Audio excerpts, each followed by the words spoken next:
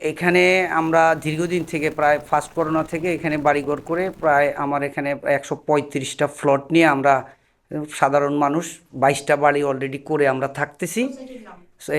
আমরা এই জায়গাটার নাম দিয়েছিলাম হলো ঢাকা সোসাইটি প্লট মালিক সমিতি।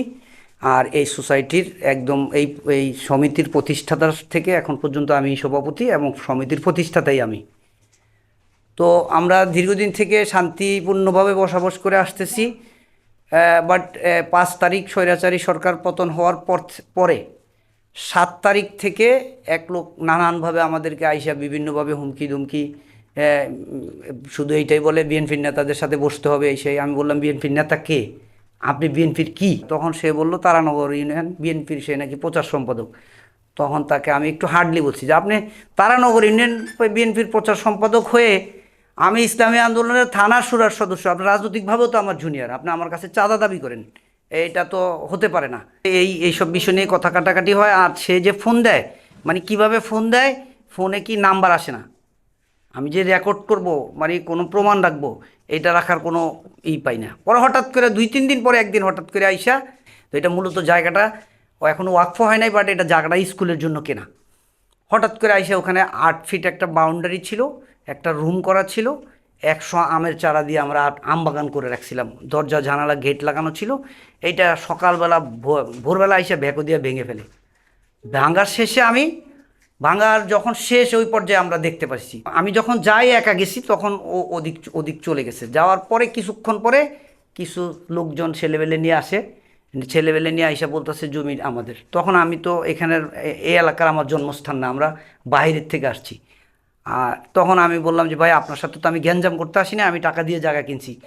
ঠিক আছে, লোকটার নাম হচ্ছে রফিক নেতা বলে সবাই। সে নিজেকে দাবি করে আমানুল্লাহ আমান সাহেব তার উকিল বাপ।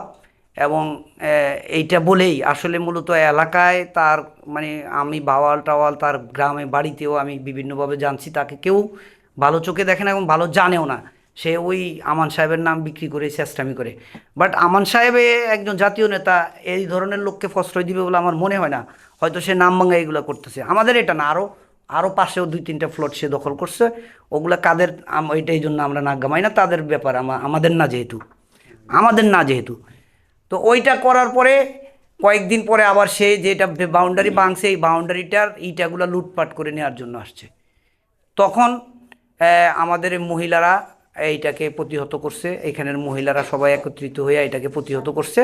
ইতিমধ্যে আমরা যে যে ভদ্রলোকের নামে জায়গাটা কেনা, সেই ভদ্রলোকের মাধ্যমে তার প্রতিনিধির মাধ্যমে থানায় 2বার অভিযোগ করি। থানায় 2বার অভিযোগ করার পরে আমরা কোনো সুরা না পাইয়া আমরা আদালতে মামলা করি। আদালতের মামলায় সমন জারি হয়। তারপরে আবার আমরা এই দিনকে আবার মহিলাদের এই 3-4 দিন আগে আবার আইসে এখানে একটা প্লট, এই যে যেটা দেখলেন ইটা ফালানো, একদম সাধারণ একজন মানুষ রাজমিস্ত্রি কাজ করে, সে বহু আগে কিনছে এই 7 শতক জায়গা, আইনা সে এখানে ইটা রাখছে। রাখার পরে সে বলতেছে এখানেও জমি পাবে। তো এক পর্যায়ে আমি ওই যে ভ্যানওয়ালারা ইটাটা আনছে তাদের ভিডিও চালু দিয়ে তাদেরকে জিজ্ঞাসা করছি যে ইটাটা কে আনলো। বলছে যে রফিক নেতা। এইটা কে আনছে আপনি এরকম, কে আনছে এরকম? ওইটা যে কে আনছে, কে এইটা যে আনছে হ্যাঁ নাম কোন না, পুরাটা কোন, হ্যাঁ পুরা নাম কি? রফিক নেতা। এত এনে জমি নাই, হ্যাঁ এইটা এনে আপনাদের রাখতে কইছে এনে। আচ্ছা, তাহলে এইটাও রফিক নেতা করছে, তারা নাম বলছে, আমার কাছে এটারও প্রমাণ আছে। পরে আমি মহিলাদেরকে দিয়ে আমরা থানায় পাঠাইছি। কেরানীগঞ্জ থানায় বেশ কিছু বিড়ম্বনার শিকার হয়েছে মহিলারা। আমরা চাঁদাবাজি মামলা করবো, তারা চাঁদাবাজির মামলা নাকি থানায় হয় না, থানায় নাকি চাঁদাবাজির মামলা হয় না, আমাদেরকে বলে কোর্টে যান, মহিলাদেরকে বলে কোর্টে যান। মহিলারা প্রায় 2-3 ঘন্টা থানায় অপেক্ষা করার পরে একটা জিডি নিছে, তাও সাধারণ ডায়েরি, একদম হালকাভাবে।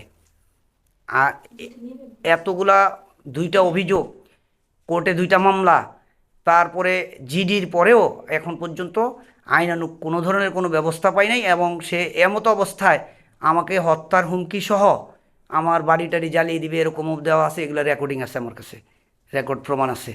এ অবস্থায় আমি বর্তমান সরকার সহ যারা দেশ পরিচালনা করতেছেন আমরা অসহায়, খুব ভীত সন্ত্রস্ত। আমি প্রায় 15-20 দিন থেকে গৃহবন্দির মতো, আমি ঘর থেকে বের হই না, বাসায় থাকি, কোথাও যেতে পারি না, গৃহবন্দির মতো আছি।